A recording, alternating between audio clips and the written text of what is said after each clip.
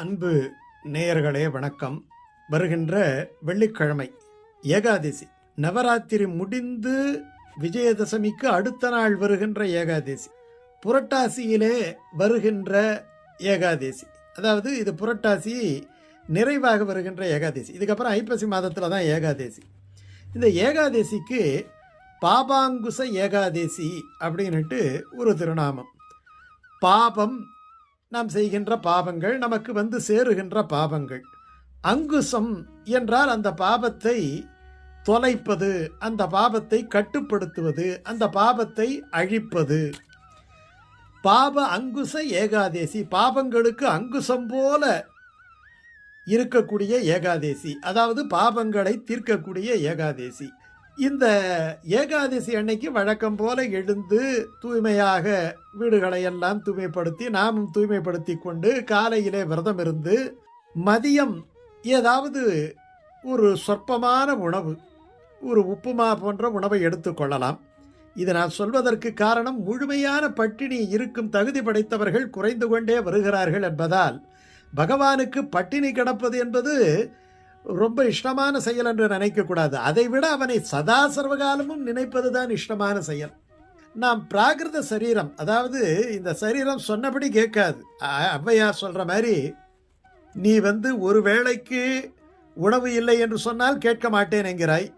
சரி, 2 வேளை உணவை ஒரேடியாக எடுத்துக்கொள் என்றாலும் எடுத்துக்கொள்ளேன் மாட்டேன் என்கிறாய். தினசரி 4 இட்லி என்ன அடுத்த வேளைக்கு கிடைக்காது, இப்பயே ஒரு 10 இட்லி சாப்பிட்டுடேன்னா அந்த வயிறு எடுத்துக்காது. இந்த மாதிரி நான் சொல்கிற பேச்சை கேட்காத வயிறே உன்னோடு வாழ்வது எனக்கு ரொம்ப கஷ்டம்னு சொல்கிறாங்க இல்லையா? ஆகையினாலே இந்த வயிறுக்கு ஏதாவது கொஞ்சம் போடணும், அப்போ தான் நம்ம பகவானை தெம்பா நினைக்க முடியும். ஆகையினாலே நீங்கள் உடைத்த அரிசியை கொண்டு தயார் செய்யப்பட்ட ஏதாவது ஒரு சின்ன ஒரு பலகாரத்தை எடுத்துக்கொள்ளலாம், அல்லது பால் பழத்தை எடுத்துக்கொள்ளலாம்.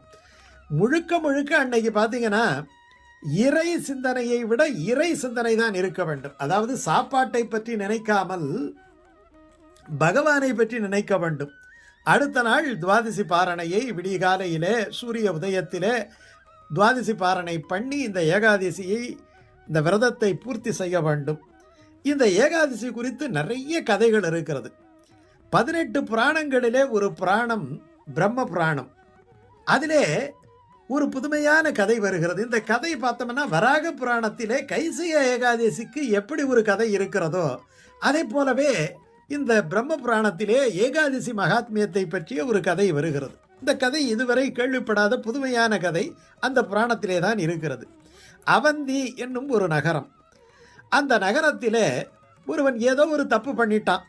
அந்த தப்பு பண்ணதால அந்த நகரத்திலே இல்லாமல் அவனை எல்லை பிரஷ்டம், அதாவது இப்போதெல்லாம் நாடு கடத்துதல்னு சொல்கிறோம் இல்லையா, அந்த மாதிரி அவனை நாடு கடத்தி விட்டார்கள். அவன் அந்த நகரத்தை விட்டு வெளியே அந்த அவந்தி நகரத்தை சுற்றி இருக்கக்கூடிய சிர்பா நதி அப்படின்ட்டு ஒரு நதி இருக்கு. அந்த நதிக்கரை ஓரம் அவன் தங்கி இருக்கின்றான். அங்கே சோலைகள் எல்லாம் இருக்கின்றன. ஏதோ கிடைத்ததை சாப்பிட்டு விட்டு அங்கேயே படுத்திருக்கிறான். ஆனால் அவனிடத்திலே ஒரு பெரிய பழக்கம் இருக்கிறது. என்ன பழக்கம் என்றால், ஏகாதசி விரதம் இருக்கக்கூடிய பழக்கம் அவனுக்கு இருந்தது. ஒவ்வொரு ஏகாதசியும் அவன் அந்த சிர்பா நதிக்கரை ஓரத்திலே இருக்கக்கூடிய ஒரு விஷ்ணு ஆலயத்துக்கு சென்று பூக்களை பறித்து ஆராதனை செய்து வழிபடுவான். அன்னைக்கு அவன் முழுசா காய் கனி எதையுமே தொடமாட்டான்.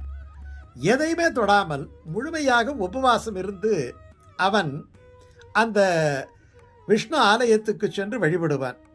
அப்படி இருக்கின்ற பொழுது ஒரு நாள் அவன் பூக்களை பறிப்பதற்காக, இன்று ஏகாதசி ஆயிற்றே, பெருமாளை வணங்க வேண்டுமே என்று துளசி பத்திரத்தை முதல் நாளே பறித்து கொள்ள வேண்டும். சில பூக்களை பறிப்பதற்காக அவன் போகின்றான். அப்பொழுது அந்த காட்டு வழியிலே ஒரு பிரம்ம ராட்சஸ் அவனை பிடித்து கொள்ளுகின்றது. அந்த பிரம்ம ராட்சஸுக்கு ஏக பசி.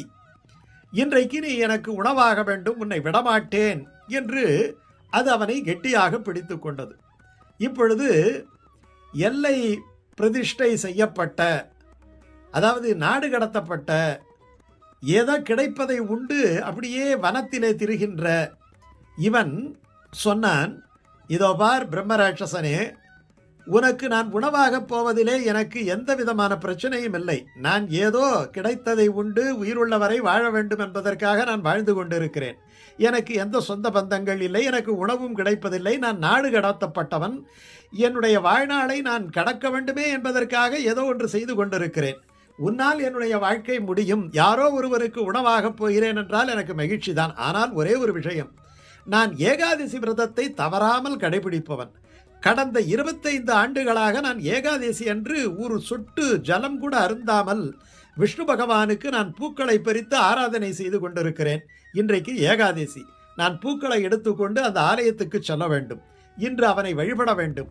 வழிபட்டு விட்டு நாளை காலை உன்னிடத்திலே வருகின்றேன்.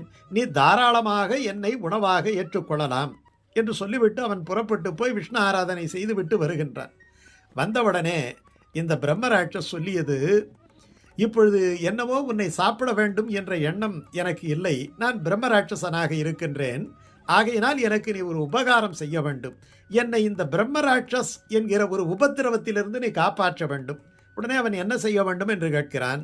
நீ உன்னுடைய ஏகாதேசி பலனை எனக்கு தந்தால் நான் இந்த பிரம்மராட்சஸ் பிறவியிலிருந்து விடுபடுவேன் என்று சொன்னவுடனே அவன் ஏகாதேசி, ஒரே ஒரு ஏகாதேசி, அந்த ஏகாதேசியின் 2 மணி நேர பலனை, 2 மணி நேர பலனை அவனுக்கு தத்தம் செய்து கொடுக்க அந்த பிரம்மராட்சசானவன் பழைய வடிவம் எடுக்கின்றான். அவன் ஒரு அந்தணன். அவன் உபநயனம் செய்வதற்கு முன்னாலேயே அவன் யாகாதிகளிலே திருட்டுத்தனமாக கலந்து கொண்டதாலே இந்த பிரம்மராட்சஸ் என்கிற ஒரு சாபம் எனக்கு கிடைத்தது. இன்று நான் விடுதலை பெற்றேன் என்று சொல்லுகின்றான். தகுதியில்லாத ஒரு காரியத்தை செய்கின்ற போது கிடைக்கக்கூடிய சாபமானது ஒருவனை எத்தனை இழிநிலையில் கொண்டு போய் சேர்க்கிறது என்பதற்கு இந்த கதை ஒரு உதாரணம்.